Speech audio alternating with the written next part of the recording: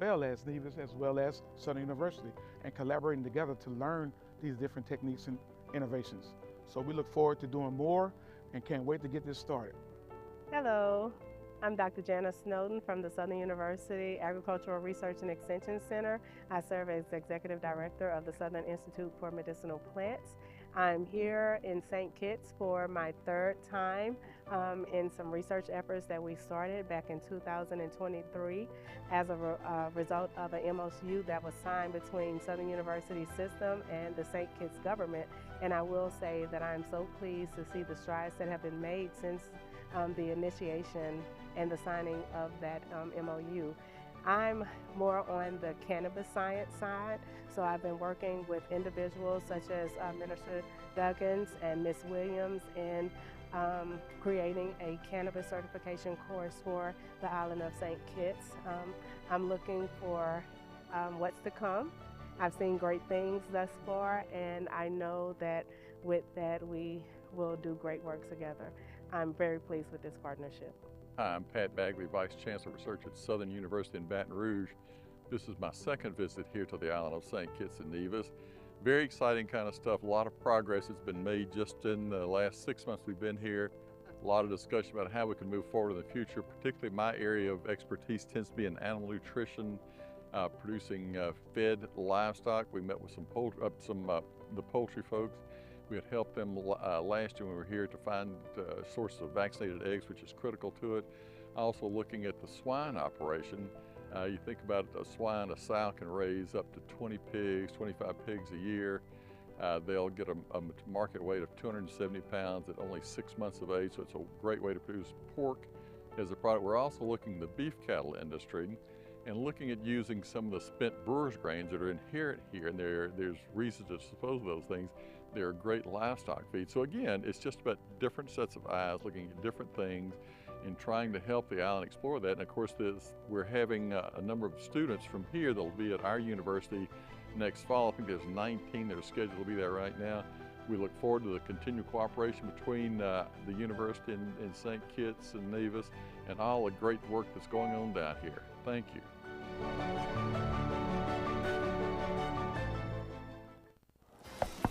Hey, you sitting there flipping through the channels watching the same old stuff? Come on, man. I know you got videos just sitting down on your hard drive. Why you don't just shut them off? Whether it's a short film, music video, or even a blue. Hey, it's not that kind of channel. Create TV wants all your PG content. So stop lollygagging and share your content with Create TV.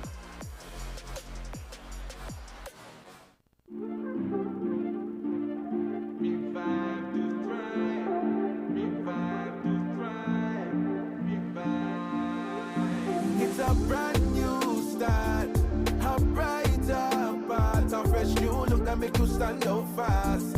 We're the ones who will take you higher. Small business dreams will fuel your fire. MSME for you, for me, transforming potential into prosperity.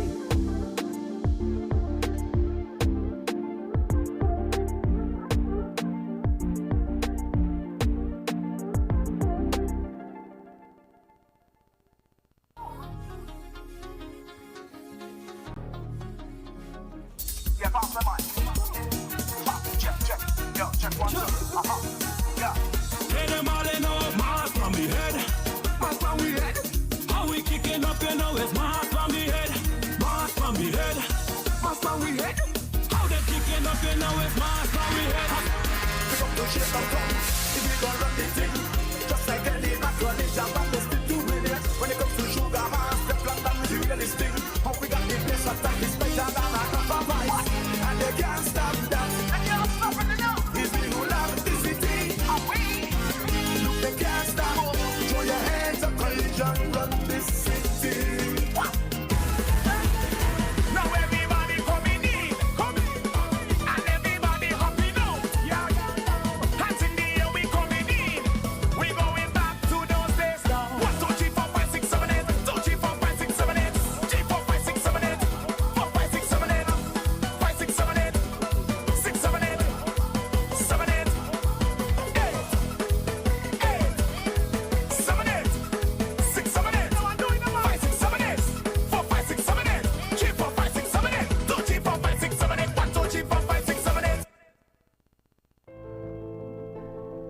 Yes, so here we are in the country area in St. Kitts, and we are showcasing a T-25 drone that is here. This is showing us that we have cutting-edge technology here in St. Kitts and Nevis. And this drone is here to do spraying of farms. As you can see here, we have a number of peppers here, and in the background we're looking at some banana trees. But the drone can be used to actually spray. What is one of the big advantages of having a drone like this? It means that the farmer doesn't have to have someone on the field doing any spraying in a manual way. We can simply use a drone to go out there and spray. That will cut costs and increase a lot of production in farming here in St. Kitts and Nevis. So this is a cutting-edge piece of technology here. We're here boasting to showcase that, yes, we are doing it. How you doing? I'm Clorth Wilson. I'm the Director of Technology for the Southern University Agricultural Research and Extension Center in Baton Rouge, Louisiana. We're here in St. Kitts. This is my first time here and it's amazing. We just saw a drone demonstration. What's crazy is that my first time seeing this drone was on YouTube. I had just spoken with some of my colleagues about it on last night actually, just talking about the potential of the drone being able to use soil mapping and using sensors to be able to get all kinds of data from the ground and using AI and analytics, how that could benefit the local economy and community. And also how in the education space, we offer a drone certification program to our students back at Southern University. And if they were able to get certified, then they could actually get these drones and be able to offer this type of service to local farmers. I look forward to the partnership with St. Kitts and Nevis. The MOU is amazing. And I look forward to everything that we have coming forward. Thank you so much. Dr. Marlon Ford, here from Southern University. I am the Interim Vice Chancellor for Extension and Outreach, and this is a great opportunity for all of us. We came here for a training. I did a training yesterday with the Extension Department of the Ag Department here, and great workers, great things, and we see a lot of things we can do to collaborate and make this move forward. Introducing this type of ag, precision ag technology is going to be a great advancement for St. Kitts as well as Nevis, as well as Southern University, and collaborating together to learn these different techniques and innovations. So we look forward to doing more and can't wait to get this started. Hello, I'm Dr. Janice Snowden from the Southern University Agricultural Research and Extension Center. I serve as Executive Director of the Southern Institute for Medicinal Plants. I'm here in St. Kitts for my third time in some research efforts that we started back in 2023 as a result of an MOU that was signed between Southern University system and the St. Kitts government. And I will say that I'm so pleased to see the strides that have been made since the initiation and the signing of that MOU. I'm more on the cannabis science side, so I've been working with individuals such as Minister Duggins and Ms. Williams in creating a cannabis certification course for the island of St. Kitts. I'm looking for what's to come. I've seen great things thus far, and I know that with that we will do great work together. I'm very pleased with this partnership. Hi, I'm Pat Bagley, Vice Chancellor of Research at Southern University in Baton Rouge. This is my second visit here to the island of St. Kitts and Nevis. Very exciting kind of stuff. A lot of progress has been made just in the last 6 months we've been here. A lot of discussion about how we can move forward in the future. Particularly my area of expertise tends to be in animal nutrition, producing fed livestock. We met with the poultry folks. We had helped them last year when we were here to find sources of vaccinated eggs, which is critical to it. Also looking at the swine operation. You think about a swine, a sow can raise up to 20 pigs, 25 pigs a year. They'll get a market weight of 270 pounds at only 6 months of age, so it's a great way to produce pork as a product. We're also looking at the beef cattle industry and looking at using some of the spent brewer's grains that are inherent here, and there's reasons to dispose of those things. They're great livestock feed. So again, it's just about different sets of eyes looking at different things and trying to help the island explore that. And of course, we're having a number of students from here that will be at our university next fall. I think there's 19 that are scheduled to be there right now. We look forward to the continued cooperation between the university in St. Kitts and Nevis and all the great work that's going on down here. Thank you.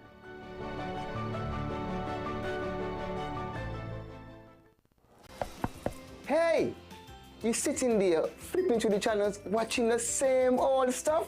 Come on, man.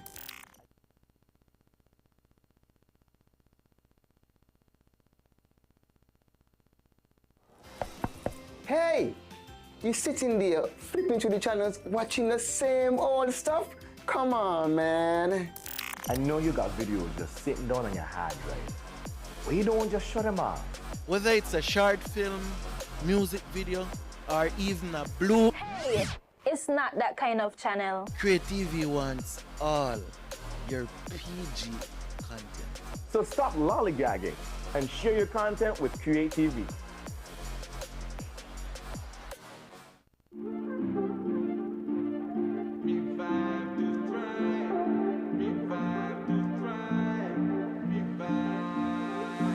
It's a brand new start, a brighter path, a fresh new look that make you stand out fast.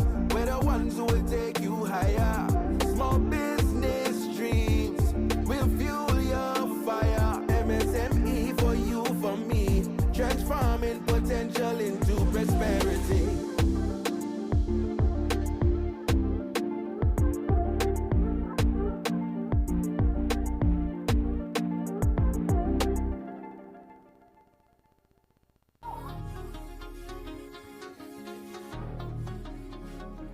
Yeah, pass the mic. Check. Yo, check 1, 2. Yeah. Hit them all in our mask from the head. Mask from the head. How we kicking up, you know it's mask from the head. Mask from the head. Mask from the head. How they kicking up, you know it's mask from the head. Pick up the shit and come. If we gon' run the thing, just like any macaroni jam, and let's stick to it. When it comes to sugar, mask, the plan that we really sting. How we got the place attack is better than a compromise. And they can't stop that. They can't stop it now. It's the whole of the city. Look, they can't stop. Throw your hands up, collision, run this city. Now everybody coming in, and everybody hopping out. Yeah. Hands in the air, we coming in. We going back to those days now. 1, 2, 3, 4, 5, 6, 7, 8. 2, 3, 4, 5, 6, 7, 8. 3, 4, 5, 6, 7, 8. 4, 5, 6, 7, 8. 5, 6, 7, 8. 6, 7, 8. 7, 8. 8. 7, 8. 6, 7, 8. 5, 6, 7, 8. 4, 5, 6, 7, 8. 3, 4, 5, 6, 7, 8. 2, 3, 4, 5, 6, 7, 8. 1, 2, 3, 4, 5, 6, 7, 8. Yes, so here we are in the country area in St. Kitts, and we are showcasing a T-25 drone that is here. This is showing us that we have cutting-edge technology here in St. Kitts and Nevis. And this drone is here to do spraying of farms. As you can see here, we have a number of peppers here, and in the background, we're looking at some banana trees. Now, the drone can be used to actually spray. What is one of the big advantages of having a drone like this? It means that the farmer doesn't have to have someone on the field doing any spraying in a manual way. We can simply use a drone to go out there and spray. That will cut costs and increase a lot of production in farming here in St. Kitts and Nevis. So this is a cutting-edge piece of technology here. We're here boasting to showcase that, yes, we are doing it. How you doing? I'm Clorth Wilson. I'm the Director of Technology for the Southern University Agricultural Research and Extension Center in Baton Rouge, Louisiana. We're here in St. Kitts. This is my first time here, and it's amazing.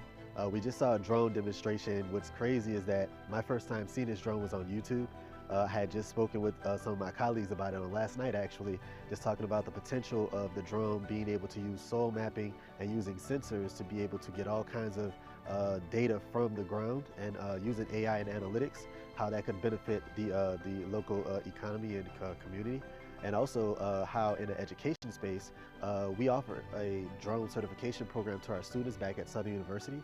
And if they were able to get certified, then they could actually get these drones and be able to offer this type of service to local farmers. I look forward to the partnership with St. Kitts and Nevis. The MOU is amazing, and I look forward to everything that we have coming forward. Thank you so much. Dr. Marlon Ford, here from Southern University. I am the Interim Vice Chancellor for Extension and Outreach, and this is a great opportunity for all of us. We came here for a training. I did a training yesterday with the Extension Department of the Ag Department here, and great workers, great things, and we see a lot of things we can do to collaborate and make this move forward. Introducing this type of precision ag technology is going to be a great advancement for St. Kitts as well as Nevis, as well as Southern University, and collaborating together to learn these different techniques and innovations. So we look forward to doing more and can't wait to get this started. Hello, I'm Dr. Janice Snowden from the Southern University Agricultural Research and Extension Center. I serve as Executive Director of the Southern Institute for Medicinal Plants. I'm here in St. Kitts for my third time in some research efforts that we started back in 2023 as a result of an MOU that was signed between Southern University system and the St. Kitts government. And I will say that I'm so pleased to see the strides that have been made since the initiation and the signing of that MOU. I'm more on the cannabis science side, so I've been working with individuals such as Minister Duggins and Ms. Williams in creating a cannabis certification course for the island of St. Kitts. I'm looking for what's to come. I've seen great things thus far, and I know that with that we will do great work together. I'm very pleased with this partnership. Hi, I'm Pat Bagley, Vice Chancellor of Research at Southern University in Baton Rouge. This is my second visit here to the island of St. Kitts and Nevis. Very exciting kind of stuff. A lot of progress has been made just in the last 6 months we've been here. A lot of discussion about how we can move forward in the future. Particularly my area of expertise tends to be in animal nutrition, producing fed livestock. We met with the poultry folks. We had helped them last year when we were here to find sources of vaccinated eggs, which is critical to it. Also looking at the swine operation. You think about a sow can raise up to 20 pigs, 25 pigs a year. They'll get a market weight of 270 pounds at only 6 months of age, so it's a great way to produce pork as a product. We're also looking at the beef cattle industry and looking at using some of the spent brewer's grains that are inherent here, and there's reasons to dispose of those things. They're a great livestock feed. So again, it's just about different sets of eyes looking at different things and trying to help the island explore that. And of course, we're having a number of students from here that will be at our university next fall. I think there's 19 that are scheduled to be there right now. We look forward to the continued cooperation between the university in St. Kitts and Nevis and all the great work that's going on down here. Thank you.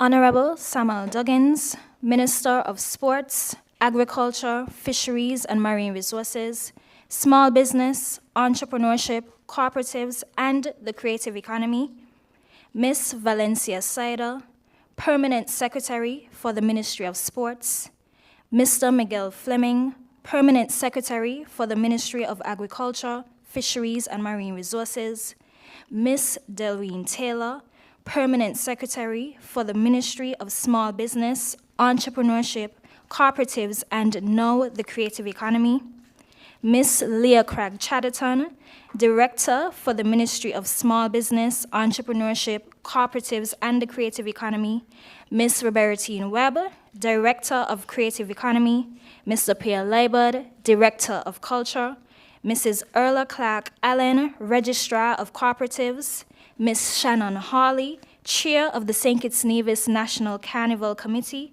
Ms. Yoshana Jeffers, Acting Director of the Department of Agriculture, Mr. Randall Thompson, Director of Fisheries and Marine Resources, Mrs. Jihan Williams-Knight, Chair of the Medicinal Cannabis Board of Directors, Mr. Jeffrey Hazel, Director of Sports.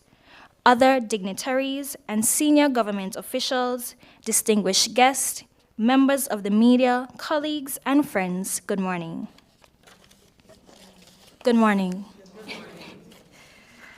As we begin the Minister's first quarter press conference with his permanent secretaries and directors, please stand for the playing of the national anthem.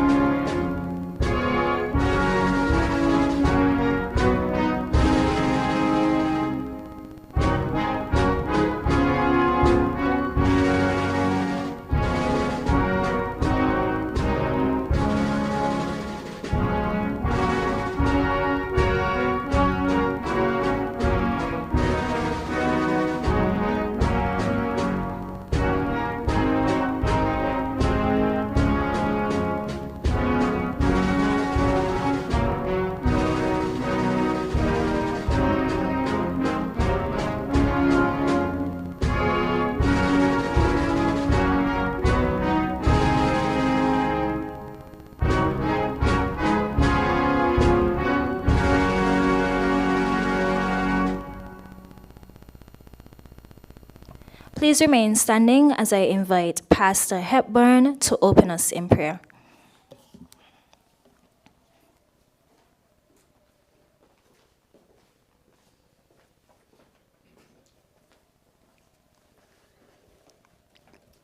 Father, we honor you this morning. We recognize that you are creator and ruler of the universe and has all things in the palm of your hands. This morning, I come to you and ask for your divine presence to penetrate this room as Minister Duggins and his team assemble for this press conference. Lord, I ask for your wisdom as he begins his press conference. I acknowledge that your wisdom and insight are needed in these days. We welcome your presence. Guide him today, Holy Father, in his plans, discussions, and decisions, helping him to seek what is best for all involved and the nation. I trust your perfect wisdom and ask that you direct him through this press conference as he seeks to do your will. James 1:5 says, if anyone lack wisdom, let him ask God, who gives generously to all without reproach, and it will be given him. I declare this promise on Mr. Duggins and his team as he share what's on his mind and trust in your provision. I thank you always. In Jesus' name, amen.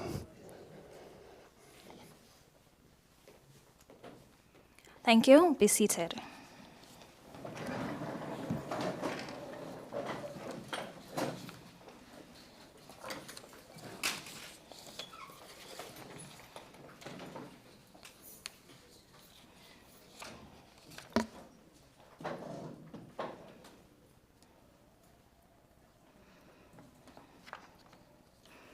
All right. I am Azaria Vanterpool, and I have the honor of serving as the chairperson for this morning's proceedings. It is my pleasure to welcome you again to our first quarter press conference for 2025, held under the theme, Vision, Action, Results. This theme is not just a slogan, it is a commitment. Vision is where it all begins. It is about setting bold, transformative goals for our nation. But vision alone is not enough. It must be backed by strategic action and decisive actions, the kind of leadership that moves beyond words and into meaningful progress. And when vision meets action, we see real, tangible results. Results that improve lives, strengthen communities, and propel our country forward. This quarterly press conference is part of our dedication to transparency and accountability. Today, we'll take a slightly different approach. Rather than live presentations, we will share pre-recorded highlight reels from each department, capturing their progress, initiatives, and successes over the past 3 months. This approach ensures a clear and comprehensive update on the work being done across our ministries. At the heart of all this progress is visionary leadership. Leadership that sees beyond the present and dares to shape the future.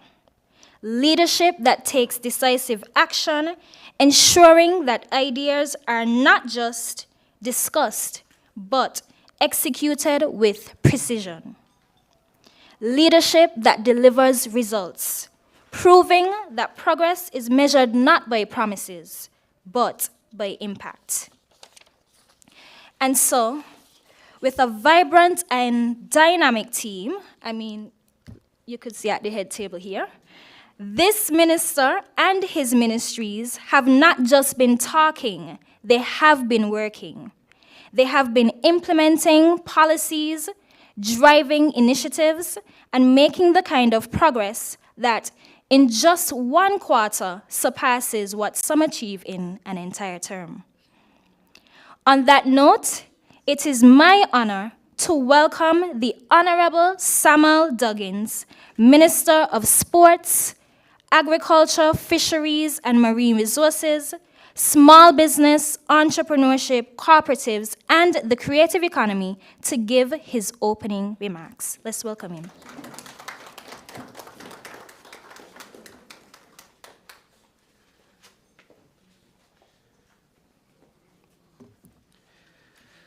Let's talk more action.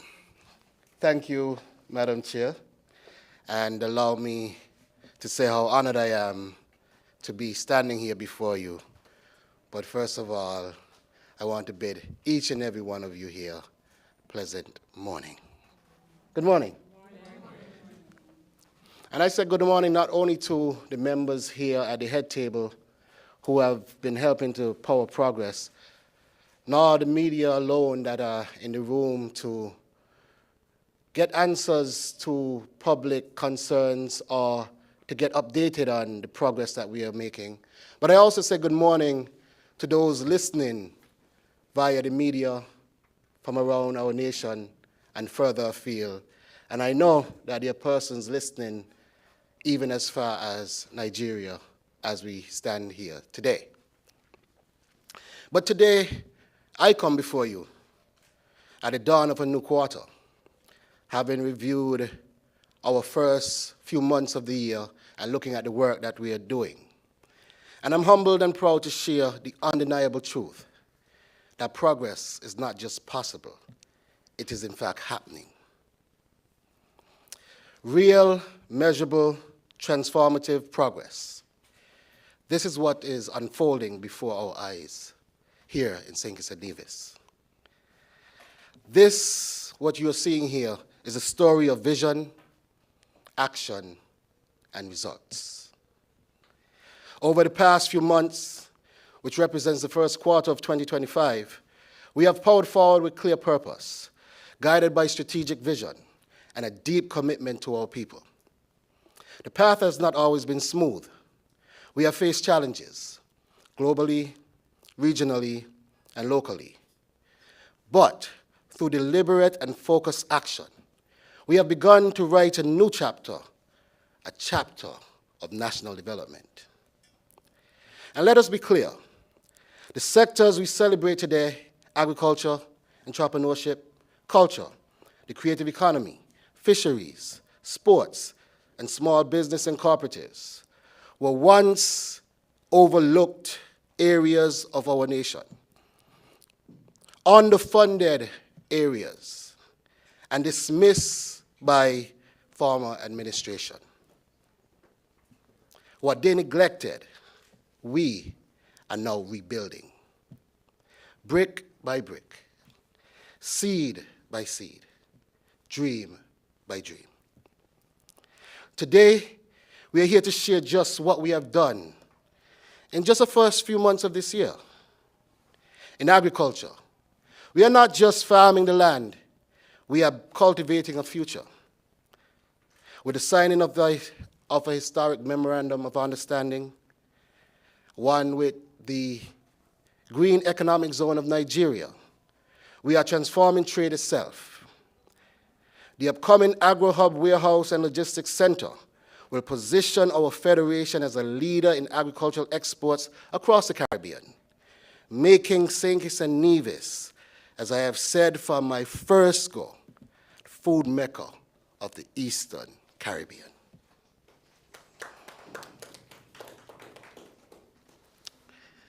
And we are not stopping there.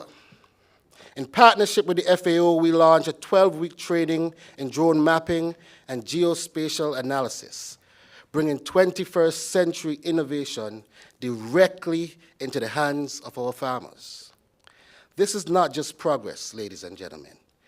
It is a leap forward into smart agriculture, food security, and regional leadership. In the creative economy, we have expanded our horizons.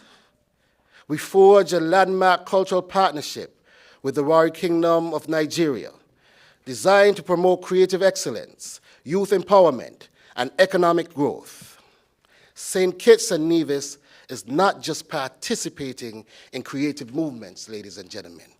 We are helping to shape it regionally and globally. And let us not forget Sugar Mass 53, a spectacular celebration of culture and unity that generated over 21 million in economic activity. That is real money. That is real impact. and real livelihoods supported across tourism, food and beverage, transportation, retail, and many other areas. In entrepreneurship, we invested directly in our people, especially our women. 11 female business owners received access to high-growth entrepreneurship roadmap, coaching and co-working support to scale their businesses. This, ladies and gentlemen, is empowerment in action. This is what happens when a government believes in its people. This is what happens when vision is matched with execution. Coming off a record-breaking year of 2024, where our official folk recorded a whopping $19.6 million, we are also reimagining fisheries, strengthening seafood safety, and all the standards surrounding that. Through the HACCP training, deepening regional partnerships with the Caribbean Regional Fisheries Mechanism, and investing in fish aggregating devices to ensure that our fishers can sustain both their families and sustain our communities, as well as preserve our marine ecosystem. Ladies and gentlemen, our sports infrastructure is on the rise. With a complete overhaul of the Kim Collins Stadium, along with dynamic school championships breathing new life into our youth athletics, we see St. Kitts moving onward, upward, and forward. We are reigniting national pride in cricket, not only through our school's program, but through leagues like the Big Six tournament, and also Cool and Smooth, showcasing our local talent and reigniting that local passion. And in football, our very own Kai Trotman, our national goalkeeper, has recently earned a full scholarship to Bethany College in the USA, which is a powerful example of how local programs like the Security Forces Summer Camp has been opening global doors for our youth in St. Kitts and Nevis. From the Jinxing Up Classic to international scholarships, our athletes are no longer just dreaming, they are achieving. This is vision in motion, action with purpose, and results we can all be proud of. Ladies and gentlemen, progress indeed takes time. It takes patience. It takes bold decisions, and yes, sometimes it means taking risks. The journey will not always be perfect. We will face resistance, and there will be moments of doubt. But make no mistake, this government is committed to the long haul, is committed to every citizen of St. Kitts and Nevis. We are laying foundations not just for now, but for a resilient, sustainable future.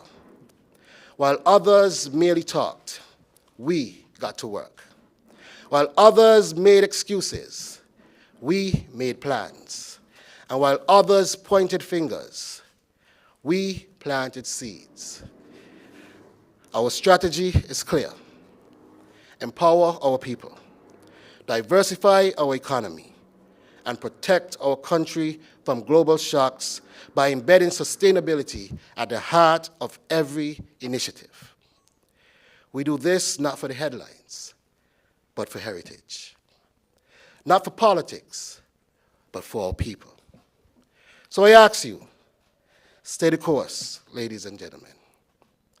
Support the work, question us when necessary, but never doubt that this is your government working for you, fighting for you, and dreaming big on your behalf. Vision, action, results. That's the mantra, that's the mission, and that's the movement we are building together. Thank you, ladies and gentlemen. God bless you, and may progress continue to bless the people of St. Kitts and Nevis. But before I leave today, I have a message that I wish to share with you on behalf of His Majesty Ogami Atuatsi III, Ulu of the Wari Kingdom. On my trip to Nigeria recently, I met with the leaders of the kingdom, and we signed an MOU for cultural exchange. And the king himself sent a personal message for the people of St. Kitts and Nevis and the world. Ladies and gentlemen, His Majesty the King. Your Excellencies, brothers and sisters across the Atlantic. Today, we mark more than a moment. We mark momentum. The signing of this memorandum of understanding between the government of St. Kitts and Nevis and the Wari Kingdom is not merely diplomatic, it is symbolic. It is the reawakening of ancient ties that never died, only slept. It is the echo of the ancestors finally finding language in the present. It is history meeting design. As the Yoruba warrior, I do not take this lightly. We're not here only to exchange pleasantries.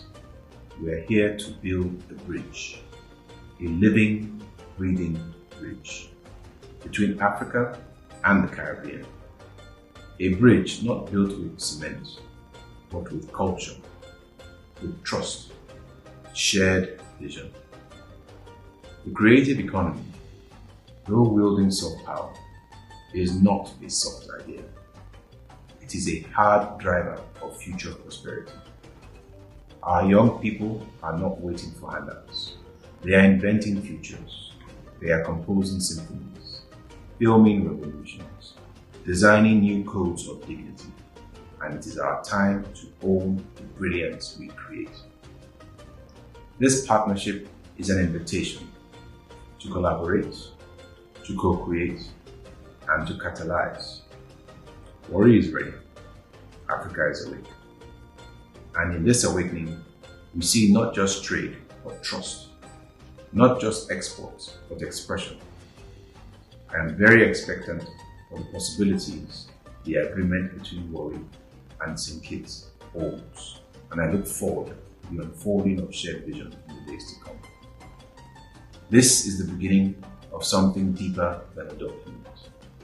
Let it be the first note in a symphony that stretches from the Gulf of Guinea to the Caribbean Sea. Together, let us elevate Africa and those of African descent, and by doing so, redeem the dignity and recalibrating the mindset of the Black race. Thank you.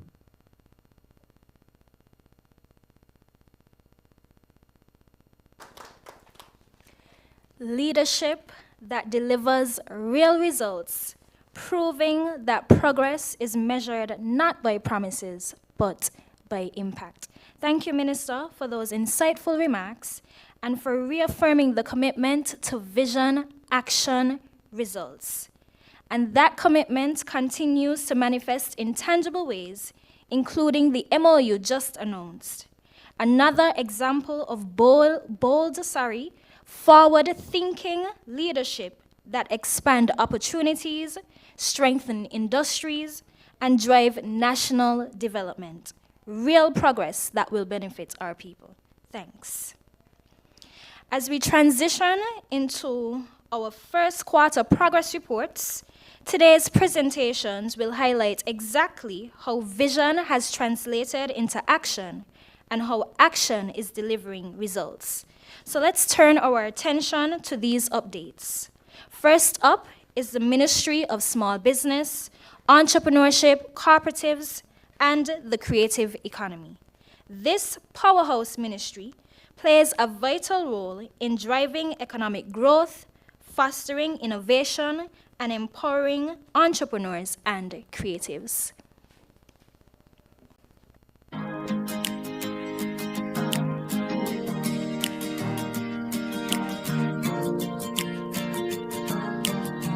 What does it really take to build a thriving creative industry? More opportunities? Bigger platforms? Stronger connections? How about all of the above? Here's how we're shaping the future of the creative economy. providing platforms for creatives is essential for fostering artistic growth and industry recognition. Recently, we supported 2 major events that highlighted local talent and encouraged artistic collaboration. Red Wine Digital Live in Concert wasn't just an unforgettable evening of music. It was an opportunity to showcase Digital's incredible talent while also preparing local artists for the global stage. By supporting artists like Digital, we are taking the necessary steps to ensure that our talent is ready for export, expanding their reach beyond our shores. Zoo and Friends demonstrated the importance of creative collaboration by bringing together artists. This event encouraged networking, artistic exchange, and a cultural appreciation. Looking ahead, we are excited about CariFesta 2025, one of the Caribbean's premier cultural festivals. This event will showcase the richness of our local and regional talent on an international platform.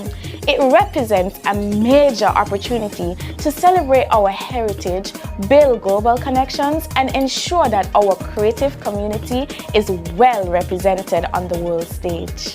Finally, we are developing the Creative Power Arts Convention, an event set to be larger and more impactful than ever before. This convention aims to provide our creatives with the support, resources, and exposure they need to advance their careers and strive in their respective fields. These initiatives are a testament to our commitment to nurturing a vibrant creative community. Together, we are taking action to execute our vision, resulting in a stronger, more innovative creative industry. Hold on tight, everybody just moving together like a storm. United we could conquer it all. Divided then you know we go far.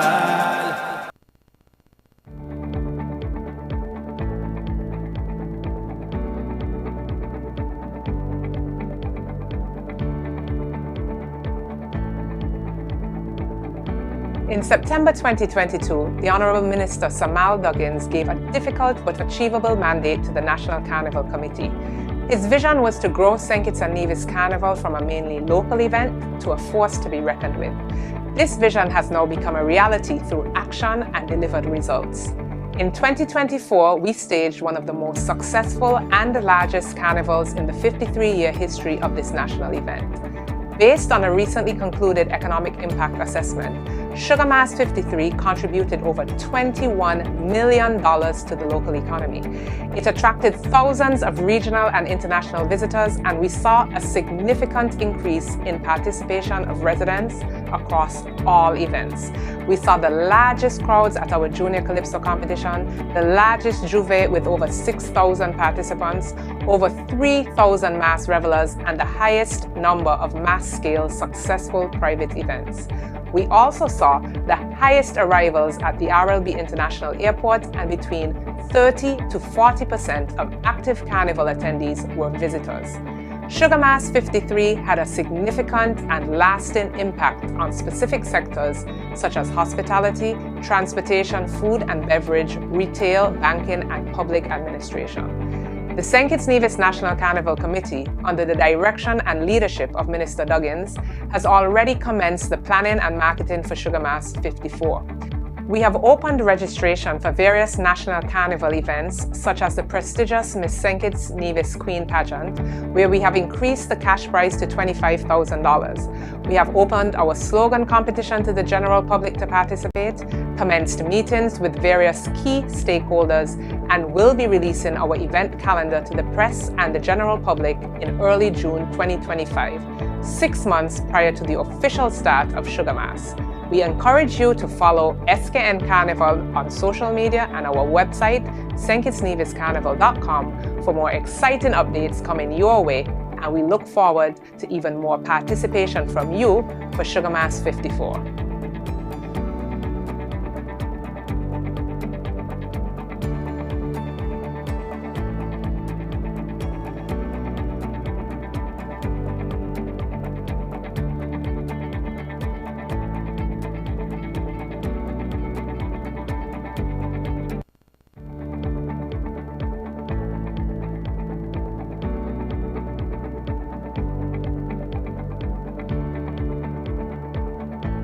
At Cultural Heritage, we began our year with a bang.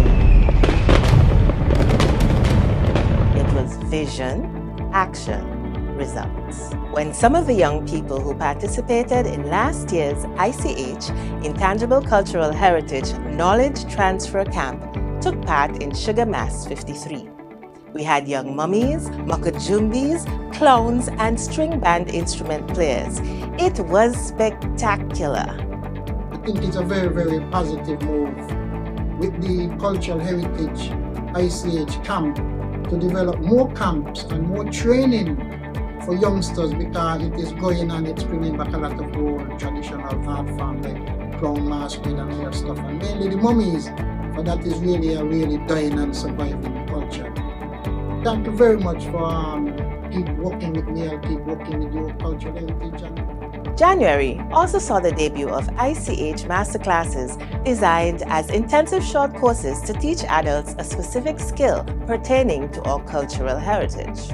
From January 27th to 31st, 9 adults repaired a stonework wall during the stone masonry masterclass that was held at the Oasis Bar and Grill at Wingfield Manor, Old Road, under the tutelage of stone masonry master Roosevelt Devon. Participants were later treated to a certificate presentation ceremony on February 27th. Scan our barcode and send us your suggestions on what our future intensive adult courses can be about.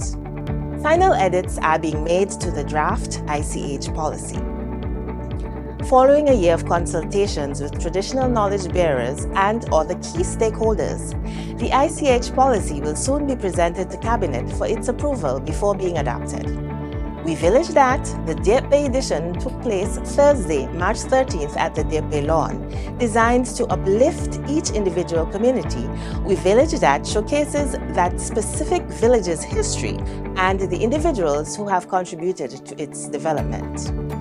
At Deep Bay, awards were presented to Rilis Vasquez for education, Glenda Caro Cooper for entrepreneurship in food service, and Horace Babs Bratcher for entrepreneurship in bus driving.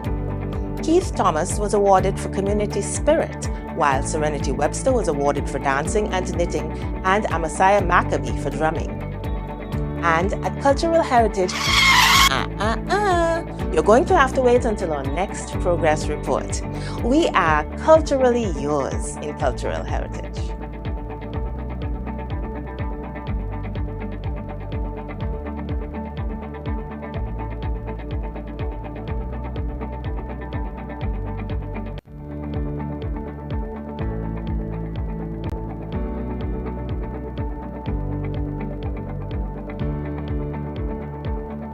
The Small Business Development Center is strengthening our entrepreneurial landscape with key initiatives designed to drive sustainable growth and financial resilience. In February, SBDC teamed up with the UN Country Office to introduce several entrepreneurs to the UN Global Compact. Executive Director of the UN Global Compact Network in the Caribbean, Ms. Kiana Bowen, highlighted how responsible business practices open doors to global exposure, networking, and exclusive UN event opportunities. Entrepreneurs left feeling inspired and ready to embrace sustainable business. In March, entrepreneurs from spa owners to tech innovators gained hands-on financial management training at our Financial Implementation Workshop. Facilitator Ms. Travisa Adams demonstrated practical bookkeeping using the Wave app, helping participants refine their financial tracking. The session was interactive, insightful, and highly rated by attendees. That just came out of the Financial Implementation Workshop, and I came here wondering, where do I start for my bookkeeping practices that I'm hoping to professionalize in the near future, and I left filled with information and ready to start my bookkeeping practices. Also in March, we visited Oro for Business Beyond Town, an initiative that brought hands-on support to rural entrepreneurs. We met with business owners, learned about their challenges, and connected them to the resources they needed to grow. This initiative was about access, ensuring every entrepreneur, no matter where they are, has the tools and support for success. At SBDC, we turn our vision into action and action into lasting results. So stay tuned as we continue to empower small businesses across the Federation.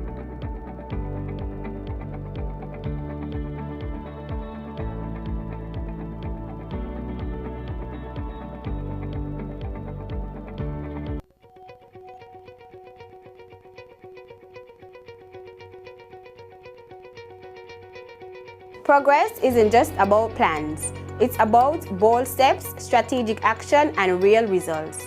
And that's exactly what the Department of Entrepreneurship delivered in Q1 of 2025. One of our biggest moves, partnering with local creatives and regional platforms like Pavilion Plus and Vibes Out of Trinidad to develop original content for our TV channel. This isn't just production. It's about creating opportunities and amplifying entrepreneurial voices across the region. Another game changer, the premiere of Revive to Thrive MSME Makeovers. More than just a show, this initiative provided growing businesses with expert consultants, hands-on coaching, and direct funding for real transformative makeovers. Revive to Thrive, transforming potential into prosperity. Thank you so much. 25 and beyond, small business, entrepreneurship, creativity, 5-star Pino, you know.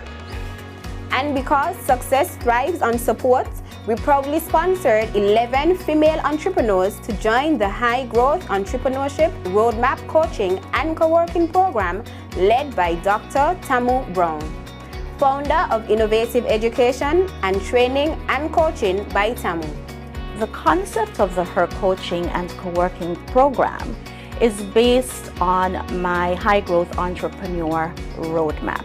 So this is an alternative business model, but after years of working in the entrepreneurship ecosystem, I found that the traditional business model approach does not speak to growth orientation, and particularly for female entrepreneurs.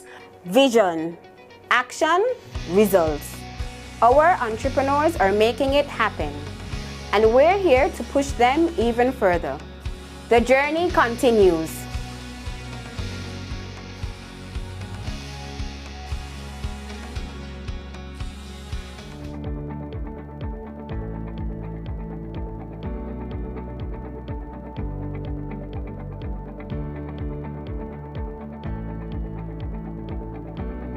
Exciting things are happening at the Department of Cooperatives. We continue with the main focuses of building capacity, strengthening connections, and empowering the next generation of cooperative leaders.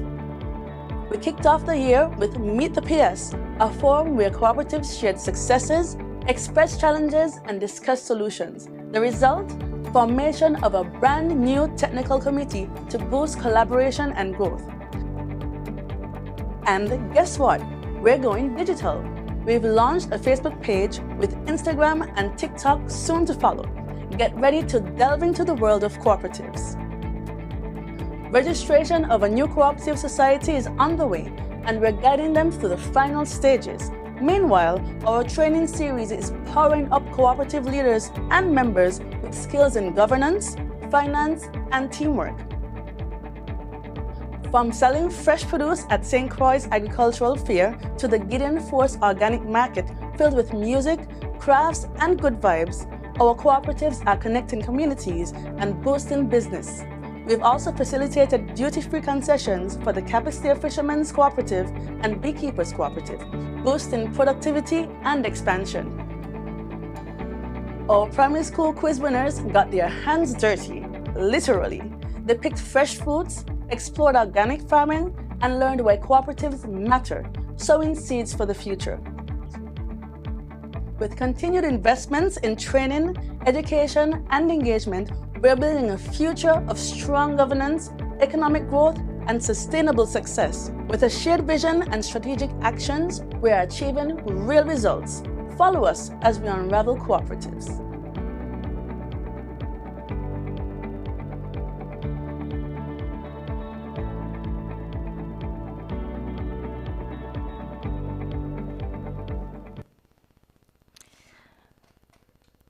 The ministry has been working. Next up, we have the Ministry of Sports.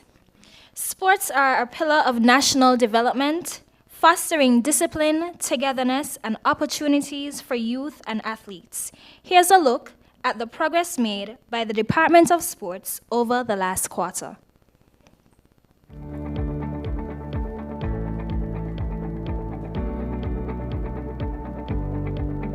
Educate, develop, win. These are the guiding principles driving our commitment to transforming the sporting landscape in St. Kitts.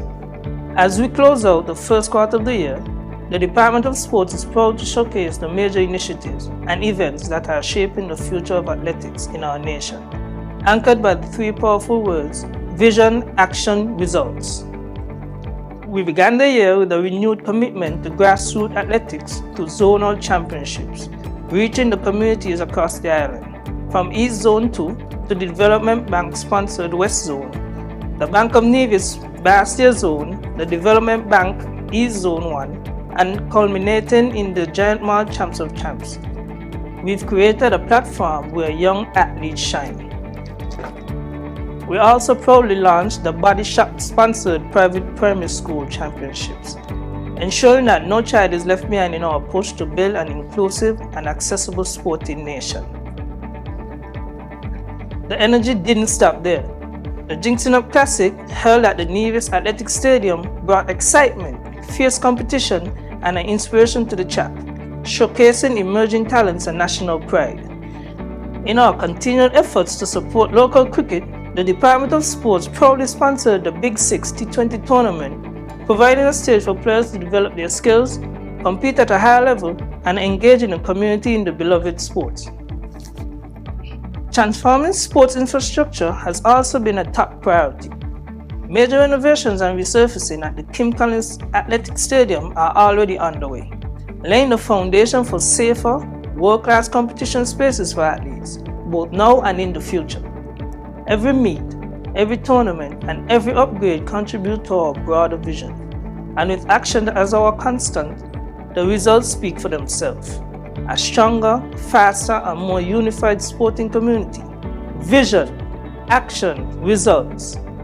This is how we move sports forward in St. Kitts.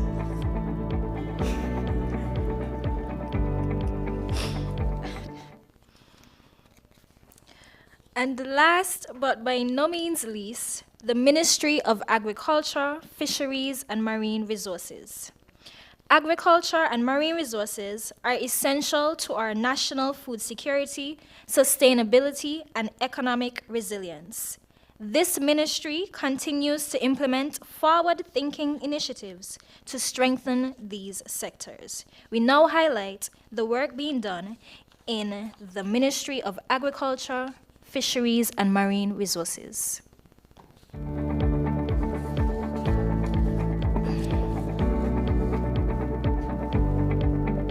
Agriculture in St. Kitts is thriving, with bold steps being taken to enhance the sector and empower food producers. Let's take a look at the latest developments. Minister of Agriculture Honorable Samal Duggins kicked off the year with a series of farm visits across the island, reinforcing the government's commitment to working alongside farmers, understanding their challenges, and shaping policies to achieve food security. To boost local meat production, several farmers received boer goats from the Department of Agriculture. This initiative not only supports farmers by improving livestock quality, but also enhances the nation's food sustainability. Farmers shared their excitement and the positive impact this assistance will have on their livelihoods. First, when I heard about the boer breed, they tell me it is a heavy meat thing. I thought to my husband, I would like to get some of that, But these I got recently, I am going to make sure they are well taken care of. Thanks to the Agriculture Department for picking us to get the boer breed. Exciting news for spice lovers. A John McClinney, Tabasco field agent, visited St. Kitts to evaluate the progress of the Tabasco Pepper Project. Impressed by the operations and the government's push to diversify agriculture, he highlighted the bright future for Tabasco pepper farming on the island. It looks like you'll have really good soil here. Looks like you'll have drip tape capabilities, which goes a long way with Tabasco. Overall, I mean, the peppers are looking healthy for the size of y'all's plants. I think y'all are getting a good yield. Collaboration is key to growth. St. Kitts recently welcomed a delegation from Southern University, reinforcing the government's commitment to forward strategic partnerships aimed at advancing agricultural education and training. Guided tours of local farms offered first-hand insights into the island's agricultural practices, opening doors to new opportunities for skill development and innovation. In some research efforts that we started back in the MOU that was signed between Southern University system and the St. Kitts government, and I will say that I'm so pleased to see the strides that have been made since the initiation and the signing of that MOU. I'm looking for what's to come. I've seen great things thus far, and I know that with that we will do great work together. I'm very pleased with this partnership. And speaking of innovation, the Department of Agriculture in St. Kitts, in partnership with the Food and Agriculture Organization of the United Nations, FAO, is taking agriculture to new heights. Under the Regional E-Agriculture Project, an intensive 12-week training program is currently underway, focusing on drone mapping and geospatial analysis tools. This initiative is set to empower our farmers and agricultural professionals with cutting-edge digital solutions to enhance productivity and sustainability. With technology at the forefront, we are transforming the agriculture sector in St. Kitts and Nevis. Now, speaking of transformative, Minister of Agriculture, the Honorable Samal Duggins, signed a Memorandum of Understanding (MOU) with the Green Economic Zone, or GEZ, Special Management Company based in Abuja, Nigeria, on Friday, March 28th. The MOU sets the foundation for the establishment of a state-of-the-art agro-hub warehouse and logistics center in St. Kitts.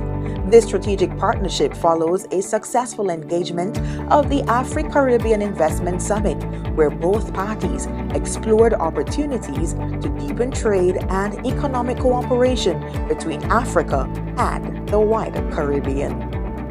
Now, it's only been the first quarter of the year, but St. Kitts is cultivating a sustainable future of agricultural resilience and success through these remarkable initiatives that reflect a powerful theme: vision, action, results.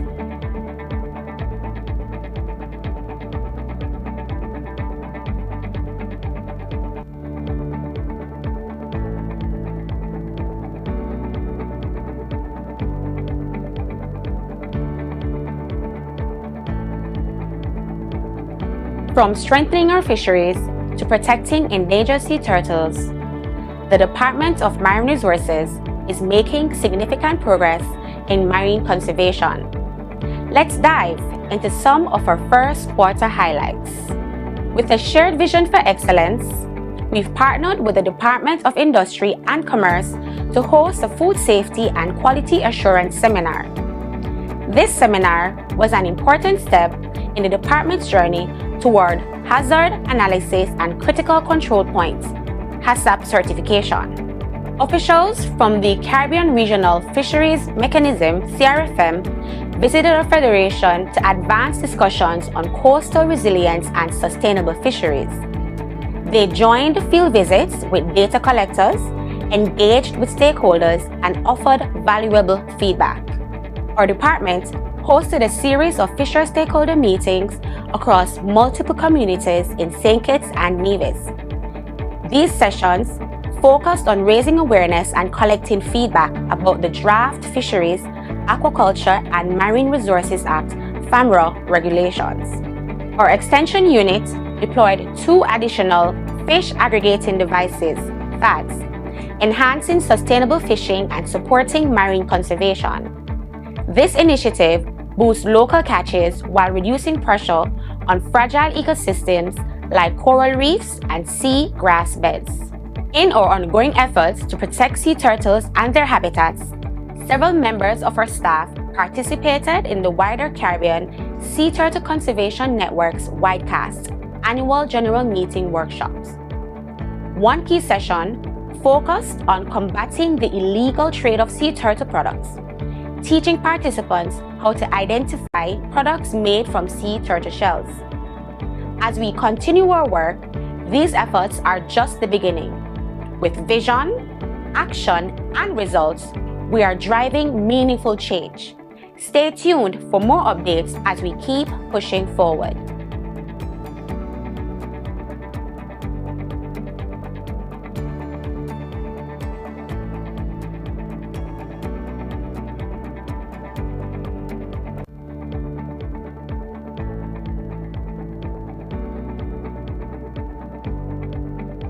The Cannabis Act mandates that the Medicinal Cannabis Authority is responsible for implementing and regulating a system that facilitates adult patients with specific medical conditions to obtain prescriptions from authorized doctors that would allow them to access and treat their conditions with medicinal cannabis and medicinal cannabis products from authorized dispensaries and lounges. It is one thing to have a law on paper, but since July 2024, the Board of Directors has been working assiduously to bring the legislation to life. We have been working behind the scenes to employ staff, to set up the authority as a statutory body as envisioned by the law, and to engage different groups and agencies to ensure that all the components are in place to begin receiving applications for licenses to facilitate the production and supply of safe, medicinal-grade cannabis and cannabis products for adults. So as we move forward and closer to that goal, in April, look out for the launch of the Medicinal Cannabis Authority on Princess Street on April 25th, and several media and public engagements to raise awareness on the licensing application process and requirements for medicinal cannabis. The Medicinal Cannabis Authority will also be supporting efforts of the Attorney General's Office to bring greater clarity on the laws surrounding cannabis generally. So stay tuned for more updates as we strive to make a formalized medicinal cannabis industry a reality in St. Kitts and Nevis.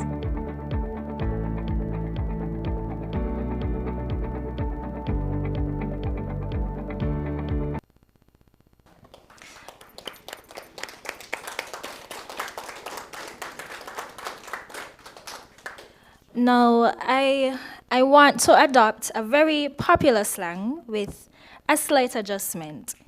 Things are going well. Things are going well under the leadership of the Honorable Samal Duggins.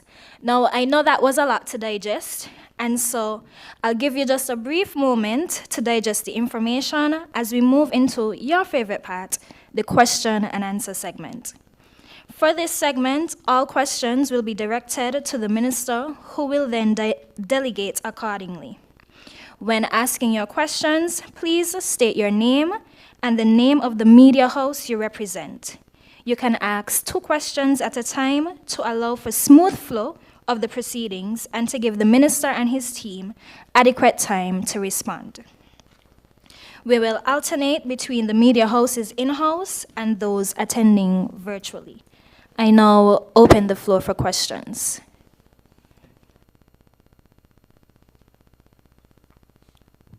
Good morning. Andre Huey, SK Newsline and TVC Channel 40. Minister, the updates are very in-depth, so a lot of work seems to have been happening over the past few months. Just 2 questions at least for starters, one on agriculture, one on sports. On agriculture, the MOU that was signed, could you give us some more information in terms of what you can share in terms of how this MOU will work and the benefits for St. Kitts and Nevis from a financial, economical standpoint as well? And whether or not the, I don't know if there's going to any participation from the local agriculture industry here in that MOU. On the issue of sports, the Kim Collins Stadium, I know a lot of work has been done up there. I've actually visited there as well to see what's been happening. However, I think a lot of people have questions about why is it that it was not ready in time for inter-school this year? And if it was not going to be ready in time for inter-school, what provisions could have been made to facilitate the two marquee events that are normally held at that stadium each year? I know you said in the last press conference that the weather played a part, but when we look at the rainfall statistics, there has been a decline in rainfall activity over the last couple of years. So I'm not sure if that was a real reason for the delay. So if you could just share what were some of the factors that led to the delays and why provisions were not made for an alternative. Excellent, and thank you for your questions. Now, as far as it relates to your initial question with the MOU that we signed with with our counterparts in Nigeria, I wish to say that that MOU really embodies trade between both regions. What we endeavor to do through this MOU is connect or reconnect what has been a historical route of trade. We have learned about it as part of our existence here in the Caribbean region. And we learned about it through the idea of the, as I call it, the Great Triangle. We are now reimagining that. And we have dubbed it the transatlantic bridge, coming off of the idea of the transatlantic trade. And that transatlantic bridge will facilitate trade with the continent of Africa into the Western Hemisphere, St. Kitts being at the center of that trade, as the hub of that trade in the Western Hemisphere. Part of that will mean developing logistic sites on the island that could facilitate trade. And it's not just one-way trade. We're talking about trade to and from across the Atlantic. Now, that trade route has been one of the more economically feasible trade routes in history. Remember what it has done for the continent of Europe. We are saying, let that be done for the continent of Africa and the Caribbean region as a whole. And so within that, what we are doing is looking at food security as a premise to start with. And we will be trading products from Africa into the Caribbean and products from the Caribbean into Africa. And it could not be at a more opportune time. Most of us woke up to news just this morning about tariffs being placed on the region through America. The sad part is we have a huge trade deficit with America, where most of what we import comes through America. And now we are seeing we are being punished for even that. This is the right time for One Africa. This is the right time to reconnect with who we are and where we are from. And I think this is a historic moment. Just as a follow-up, as you talk about the trade, which is important for us to establish that link, but what are what mechanisms are we using for that? Because we do know that freight, even across the Caribbean, is expensive and challenging. So what mechanisms are we using for even a longer distance to facilitate that trade? Yes. You see, the idea of freight, it's not just that it is expensive, it's the established routes. What we are doing is connecting direct trade routes from Africa to St. Kitts direct to Africa. And not just via sea, which is one of the main areas that we are looking at, but we are looking at air freight as well. And so it is a holistic development that is happening. The economic zone, it's almost like a sovereign within Nigeria. And so they are governed by their own tax and trade laws. And we are now able to conduct business with them and them with us. I hope that sufficiently answers that. The next question was regarding the Kim Collins Stadium. And I will give a bit of update on that, but I will also ask the folks at the department to give further details into that. But from the idea of getting that ready, we have been working assiduously on that for months. Now, At the end of it, we chose, and we are talking on two fronts, because we have been working on the infrastructure, the building facilities. We have also been working at the track itself. Now, that track was laid in 2008, correct? The track was laid in 2008. And at that time, we had used Mondo. And since then, having that track there, it was only when we took that track out to replace it, we recognized the true damage that was done. The entire drainage under that track was completely blocked. And so there was waterlog that was eroding the track from beneath. That we only saw when we got in to the foundation. We had to go and repair the entire drainage. And then, in repairing the drainage, we also recognized that quality has to be the top priority. And so the time it took to lay every layer was very detailed. Then comes January, and you talked about the reduced rainfall. Statistically, I wish it would, and I should not say that to the Minister of Agriculture, but the challenge is this year has not been anywhere close to the statistics of last year or the year before. Let us look at it in real context and what rainfall is. I'm not just talking about all the rainfall. We are talking about a day like today, where we had early morning rainfall. Now that hampers remember a lot of this is adhesive. Using adhesive in water is a problem anywhere around. And so when rain falls on that, it hampers them almost for a whole day, even at this layer. But the layers before, it hampered them for 3 days. Because once the asphalt got wet, the moisture is retained in the asphalt, and you can't apply the adhesive on the wet asphalt. So you have to allow that to dry. Imagine that happening 3 times. That's 9 days. Imagine that happening 10 times. That's 30 days. And you see how the effect is compounded. And so from January right out of Carnival, we had a whole series of rainy days, some time lost. Got back to work. Another series in the middle of February, some time lost.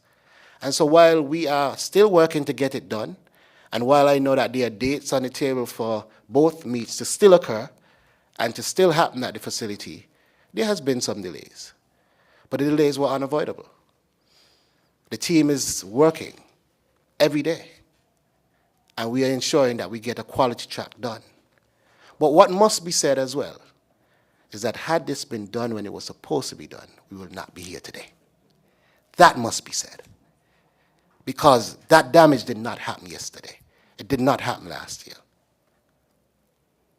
Had it been done when it was supposed to be done, we had a few years well to fix it. Some nearly 7. Some had. Nothing was done. And here we are, approaching the final leg of finishing it in just 2.5 years. I'll pass it over to the Department of Sports to elaborate more.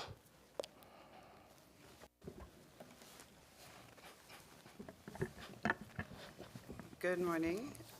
The Minister would have given a very comprehensive explanation, but I don't want it to seem like we're making excuses, because we are not.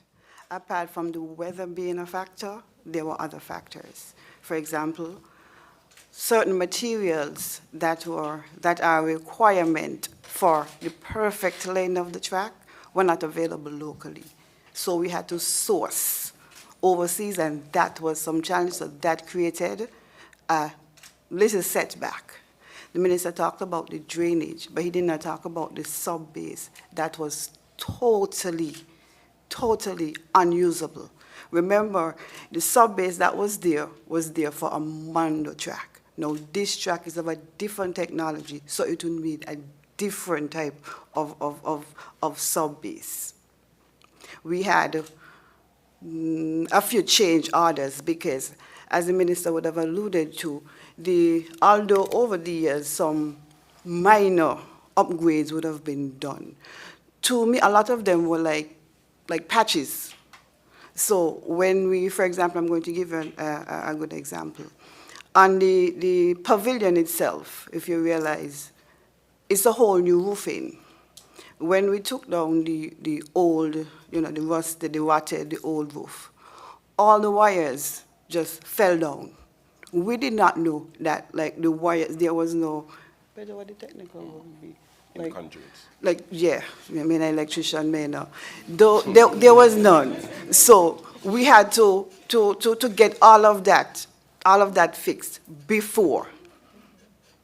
Lots of situations that we did not expect there, because we had a time frame. We thought that by the end of the year everything would have been finished, because on the surface it looked like you only needed to put on some paint here, take out some chairs there and put them in. But then when you took them out, for example, the chairs, we have new chair. We took out the old chairs, between, what do you call it there? Between the seats was like this space. It was like, so when rain came, the whole downstairs would have been flooded. So that now we had to correct all of that.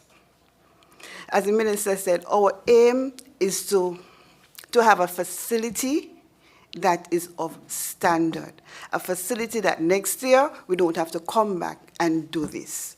Regrettably, the delay has caused some inconveniences, but I want us to look at the bigger picture and not focus on what the inconveniences are. The Department of Sports, we are in constant dialogue with the SKN Athletics and the schools.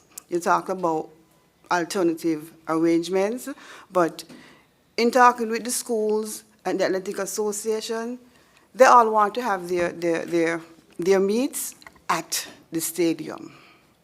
And that is going to happen. As the minister said, the contractors, we at the ministry, we at the department, everybody understands the urgency, so everybody is trying to work as fast as they can. But what we are not going to allow, and we are not going to compromise, is the integrity of the work and the quality of the work, just to say, let's finish up the track because we want to have the meet.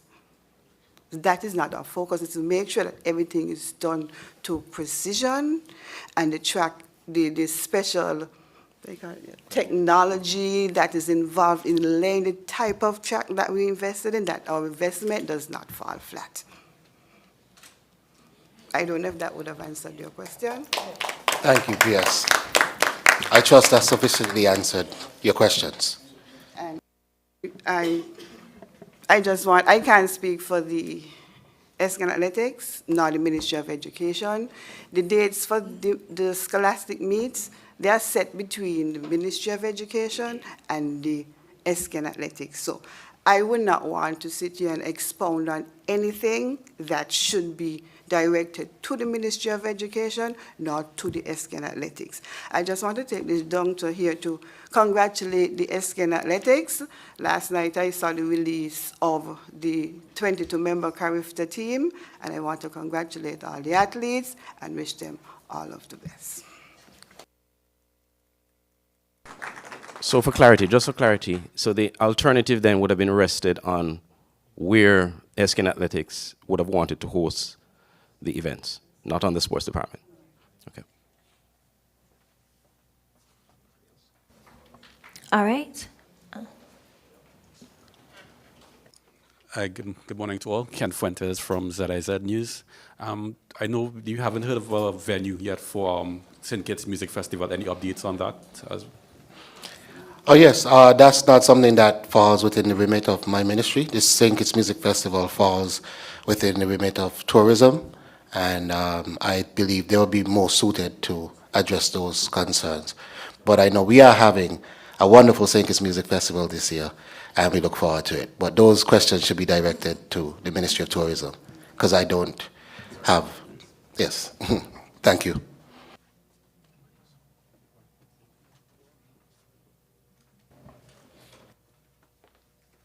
Okay, me again.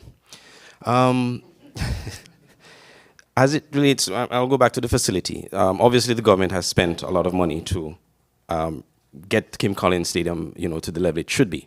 What are the plans to ensure that the government at least break even on its return of investment. We've seen a lot of investment in sporting facilities, but then when it comes to ensuring that, apart from just the amateur sports, are there plans to sort of monetize the venue in terms of attracting international events, especially considering that you're laying an international standard track at that venue? On agriculture, quickly, the Tabasco arrangement.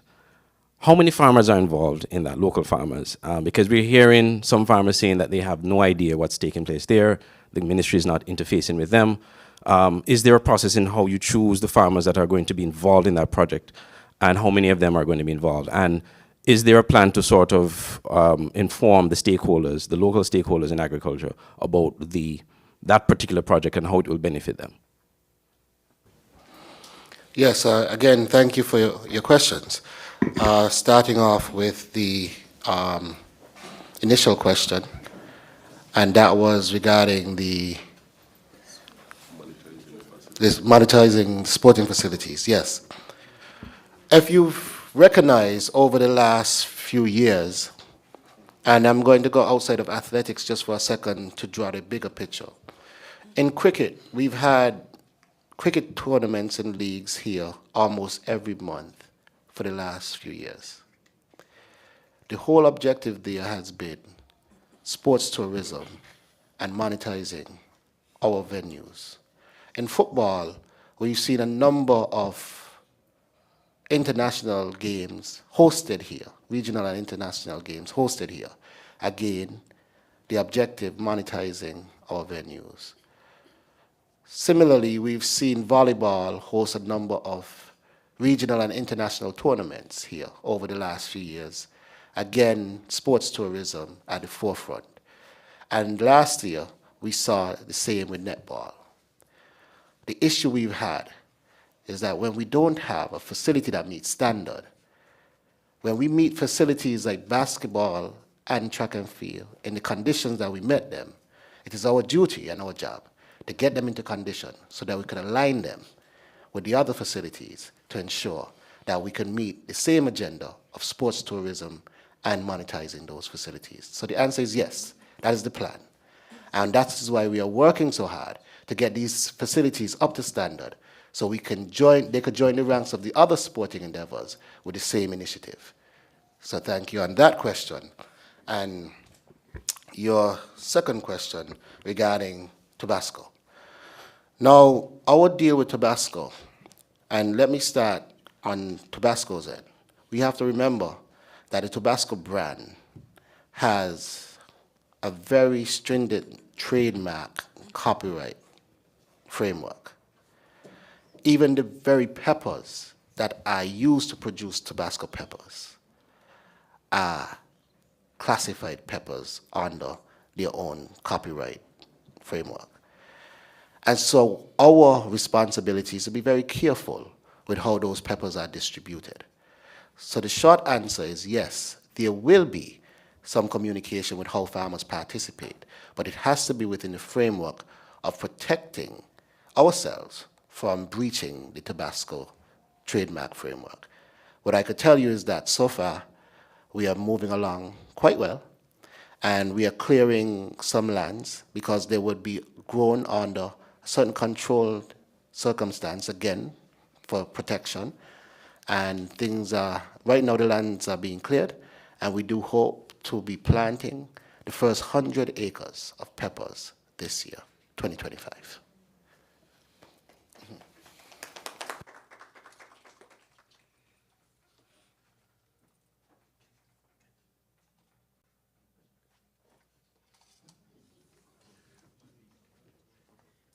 Okay, I guess it's my turn again. Afterwards? Okay. Sporting facilities, again, not just Kim Collins. I know you have an agenda to repair and renovate a number of the venues, but in terms of a timetable, because you talk about cricket, a lot of cricket tournaments are being held at Warner Park. In fact, I think there's another one coming next month at Cool and Smooth, and some other regional tournaments. That's right, yes. So what plans are there to ensure that these venues are upgraded and kept up to par? The football stadium in particular, there are some real urgent needs at the football stadium. So in terms of a timetable, how soon can we expect to see some work happening at Warner Park? Also the basketball, talk about Basketball City, I know their season is in limbo because of the situation at Basketball City. So what plans are there to have these facilities in terms of a timetable, fixed and repaired and upgraded? And on to agriculture once again. The Prime Minister at his roundtable yesterday or the day before spoke about a farm that is going to be developed here under the government's management, plans to start a national farm.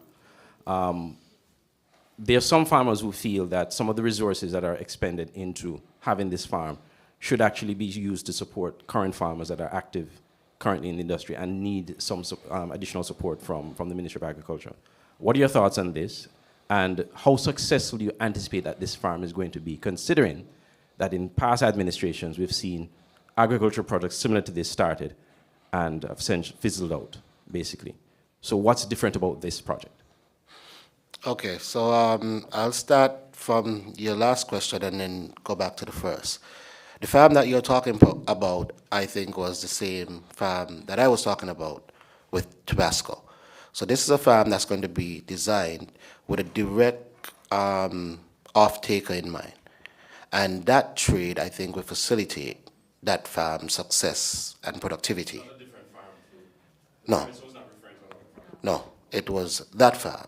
And so I think that is what he was referring to when he was talking about the development of the farm. Because again, we have to protect that Tabasco trademark within the framework. And again, that would also secure that the productivity of that farm, because there's a direct off-taker. This is not us looking for a market. It's a supplying into the market that exists. Now, going back to the sport facilities again. And I don't want to, and the questions are being asked, and I feel like, but I must go back and be clear. When we got in as a minister, I recognized the enormous task before me. Let's take our national cricket stadium, Warner Park. Deplorable condition. The second cricket stadium that we could call the second tier national, which is Carnival.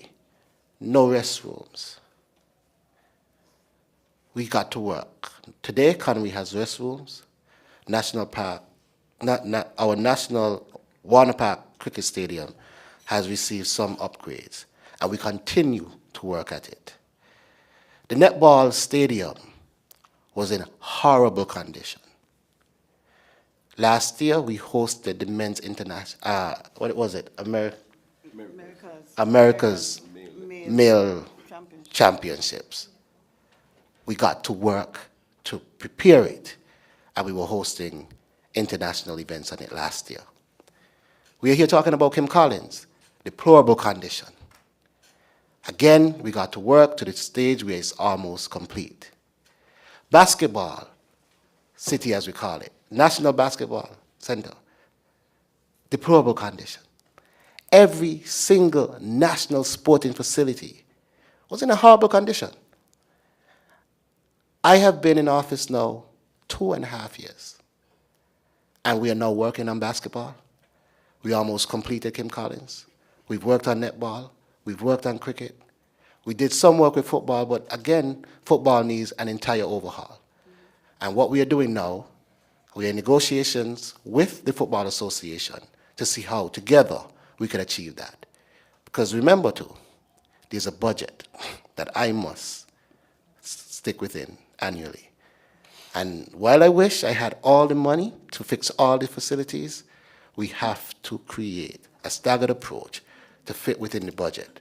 Because along with that, we still need water improvement, we still need electrical improvement, we still need to ensure that we have food on our tables. And they all come from the same budget. So my job is to do as much with the resources given.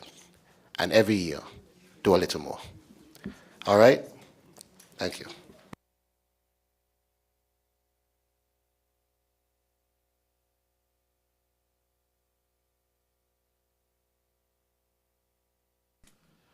sorry, I asked this question.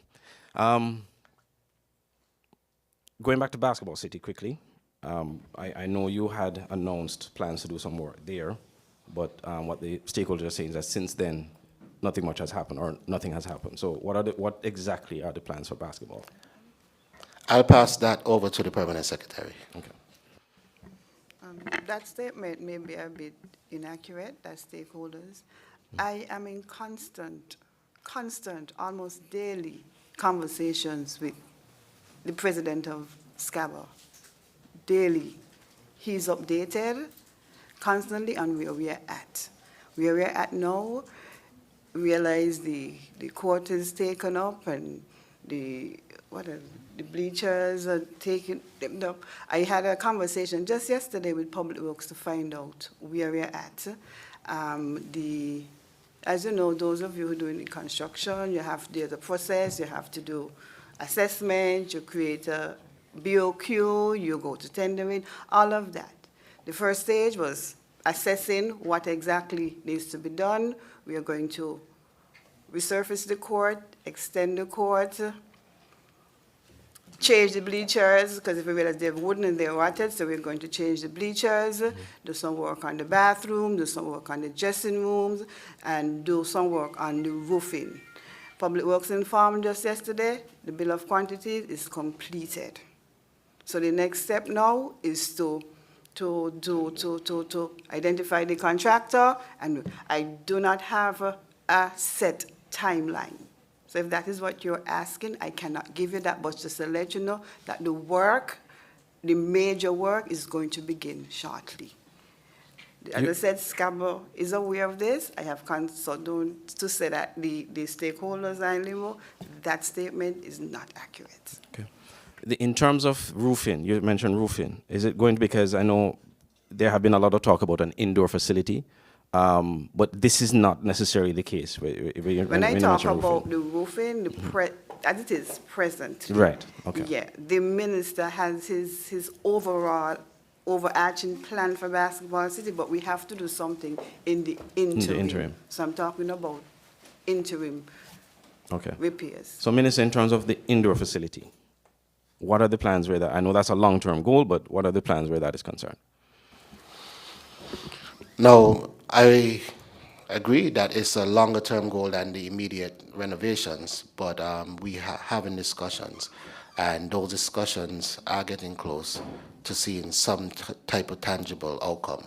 And until then, I would prefer not to speak too deeply on it, just to say that we've always wanted an indoor facility, and I am doing everything in my power to ensure that we get that, and I believe we will in the near future.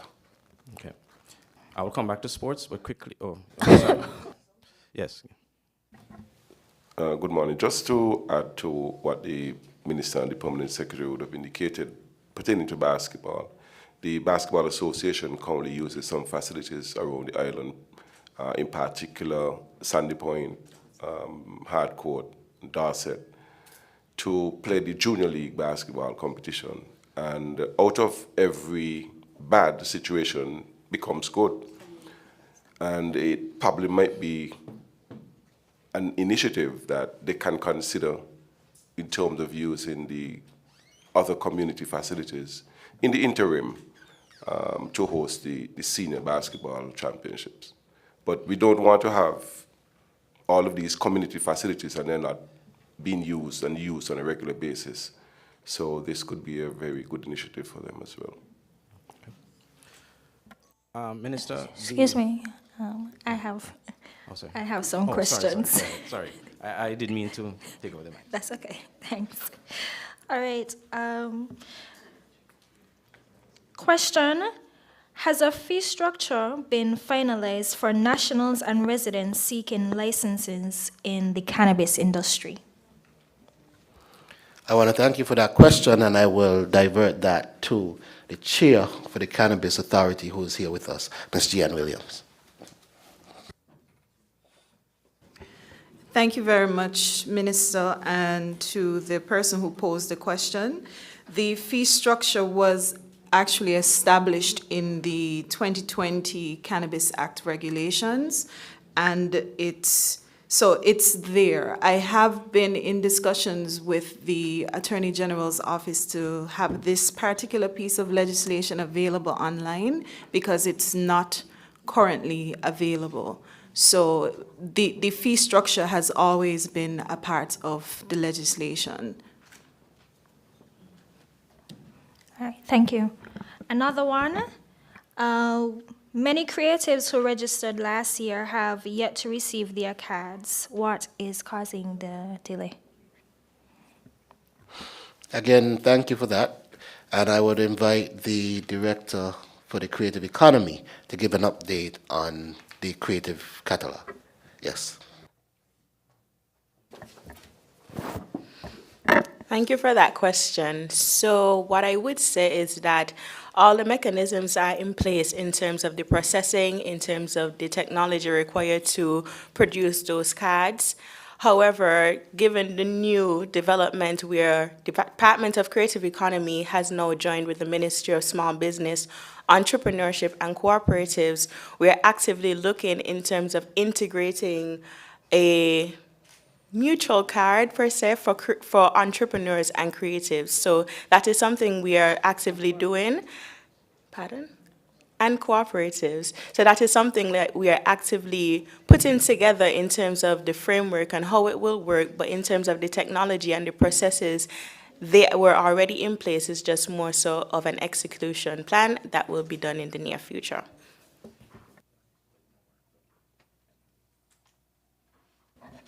Thank you. And my last question.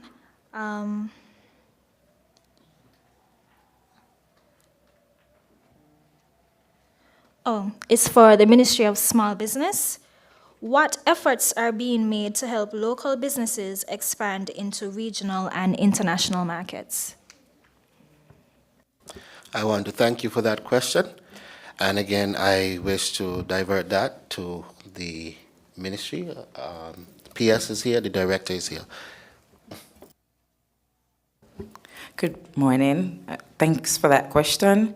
We are currently working, as you would have seen in the update video, we had some sessions with the UN Global Compact, and that is an initiative that is helping to identify strategies with the entrepreneurs and small business persons to get them ready to export those products in the regional market. Upcoming, we will be working closely with the Bureau of Standards. I think our next training session is slated for the 17th of this month, and it is in collaboration with the Bureau to identify and to work with the small businesses in terms of their standards and getting them export ready. We are also working with some international agencies for us to develop programs to help businesses from the idea straight to getting products into the regional markets. All right, thank you.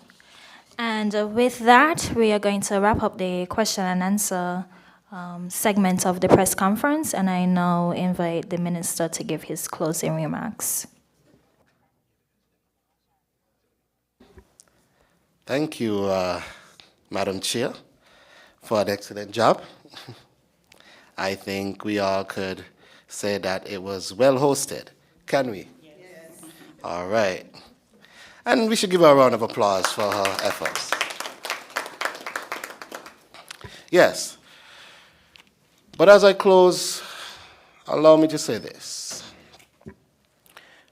Everything that we have achieved in the first quarter of 2025, every policy, every partnership, every opportunity that we have unlocked has been rooted in one core belief.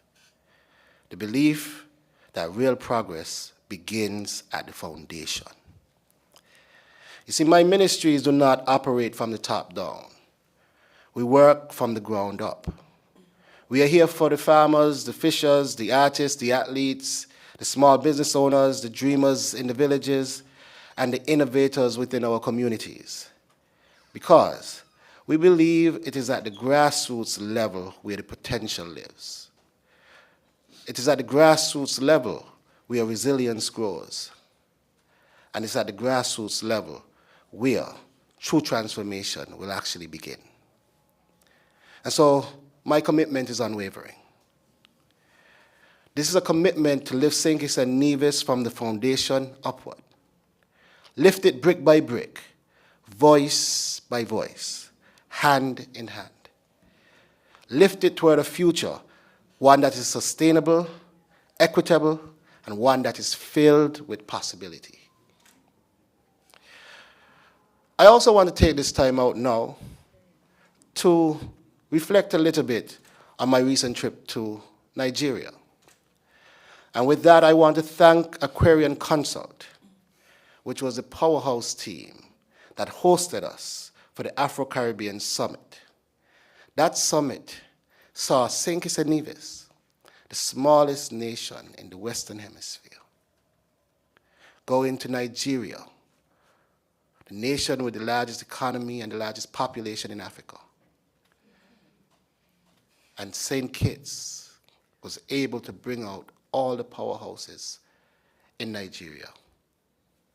If we think about that for a minute, ideally, in the grand scheme of things, a nation as small as ours should be insignificant in a country as large as Nigeria. An Aquarian Consult, working along with the government of St. Kitts and Nevis, pulled off an extremely well-executed and powerful summit. And I must give them, I think we should all give them, a round of applause for their work. There's a lot of promise in the future.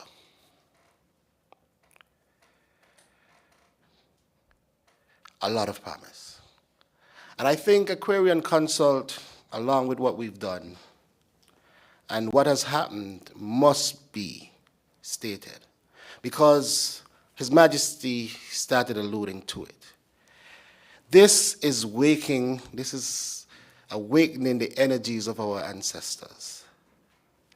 It is ensuring that the power of Africa can no longer sleep.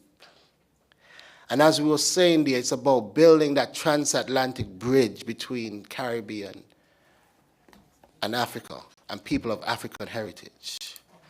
This is about recognizing that there is one Africa, and we are all a part of that one Africa.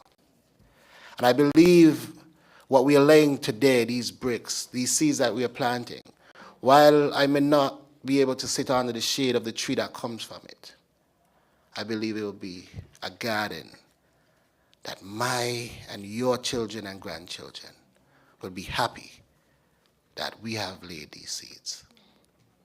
And so thank you again to all in Nigeria. Thank you again to Aquarian Consult and everybody that worked to make this possible. But as I close, again I wish to say, progress will take time. It will take us working together, all of us. And it is only with your continued support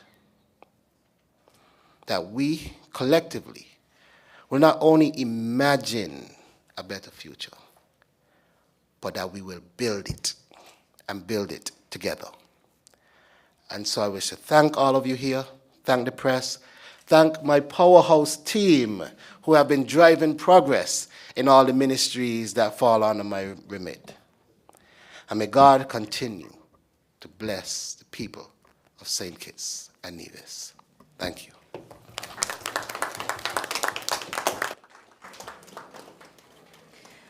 All right.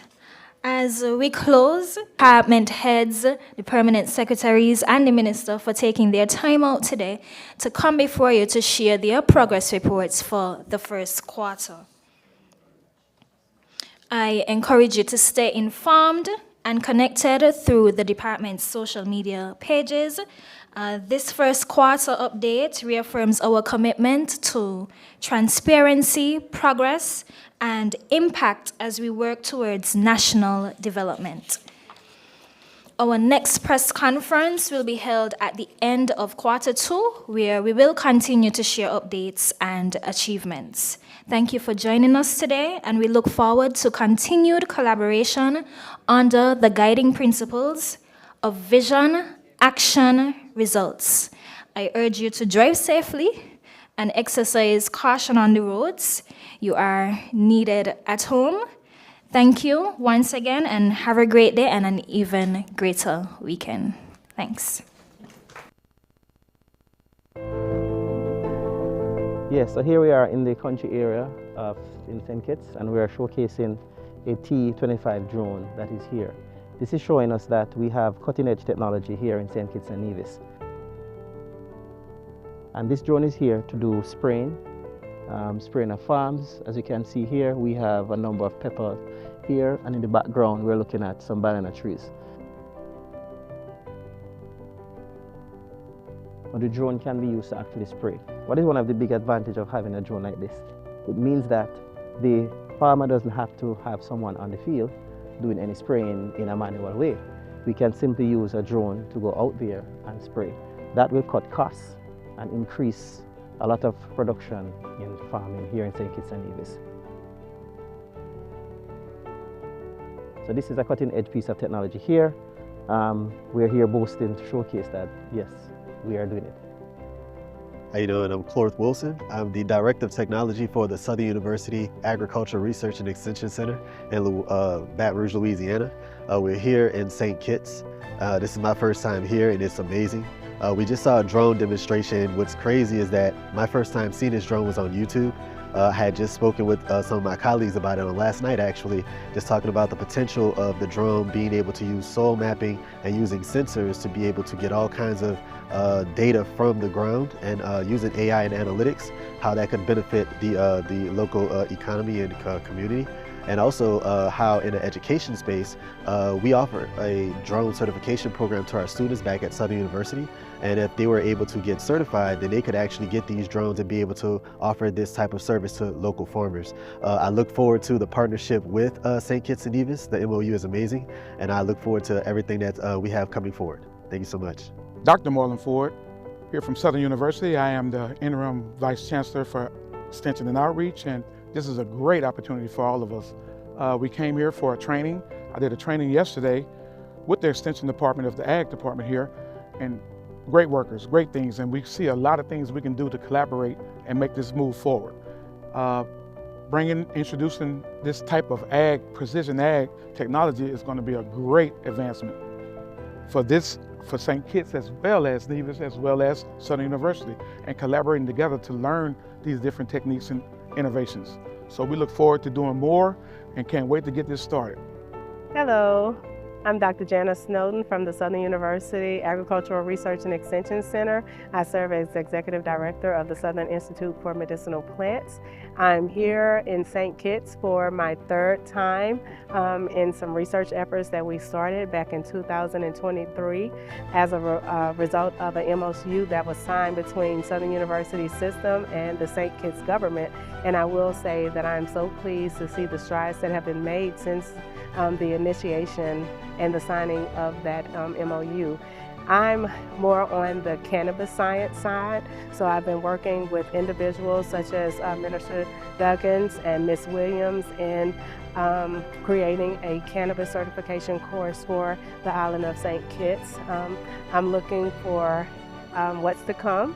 I've seen great things thus far, and I know that with that we will do great work together. I'm very pleased with this partnership. Hi, I'm Pat Bagley, Vice Chancellor of Research at Southern University in Baton Rouge. This is my second visit here to the island of St. Kitts and Nevis. Very exciting kind of stuff. A lot of progress has been made just in the last 6 months we've been here.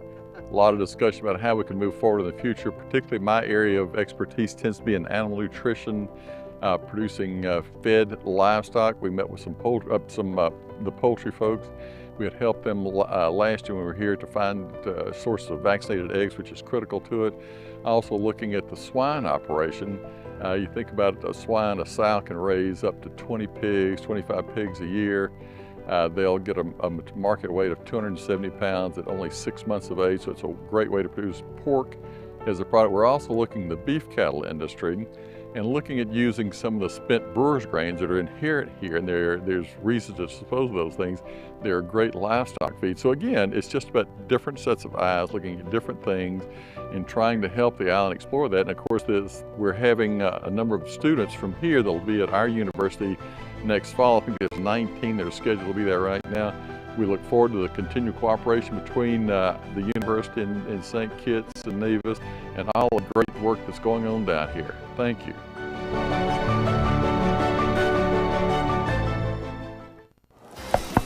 Hey, you sitting there flipping through the channels watching the same old stuff? Come on, man. I know you got videos just sitting down on your hard drive. Why you don't just shut them off? Whether it's a short film, music video, or even a blue. Hey, it's not that kind of channel. Create TV wants all your PG content. So stop lollygagging and share your content with Create TV.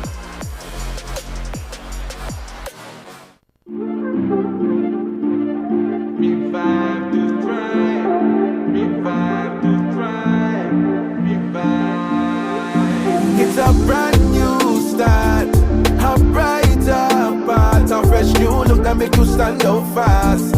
We're the ones who will take you higher. Small business dreams will fuel your fire. MSME for you, for me, transforming potential into prosperity.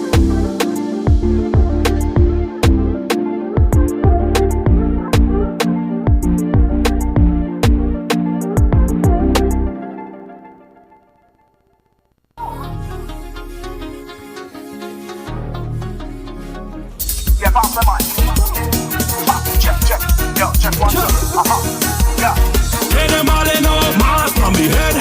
Mask on me head. How we kicking up, you know it's mask on me head. Mask on me head. Mask on me head. How they kicking up, you know it's mask on me head. Pick up the shit of tongue. If you gon' run the thing, just like any macaroni, jam and let's stick to it. When it comes to sugar, man, the plan that is really sting. How we got the place attack is better than a cup of ice, and they can't stop that. They can't stop it now. It's the whole of the city. Look, they can't stop.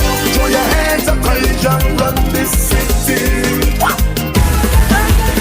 Now everybody coming in, and everybody happy now. Yeah, hands in the air, we coming in. We going back to those days now. 1, 2, 3, 4, 5, 6, 7, 8. 2, 3, 4, 5, 6, 7, 8. 3, 4, 5, 6, 7, 8. 4, 5, 6, 7, 8. 5, 6, 7, 8. 6, 7, 8. 7, 8. 8. 8. 7, 8. 6, 7, 8. 5, 6, 7, 8. 4, 5, 6, 7, 8. 3, 4, 5, 6, 7, 8. 2, 3, 4, 5, 6, 7, 8. 1, 2, 3, 4, 5, 6, 7, 8. Yes, so here we are in the country area in St. Kitts, and we are showcasing a T-25 drone that is here. This is showing us that we have cutting-edge technology here in St. Kitts and Nevis. And this drone is here to do spraying.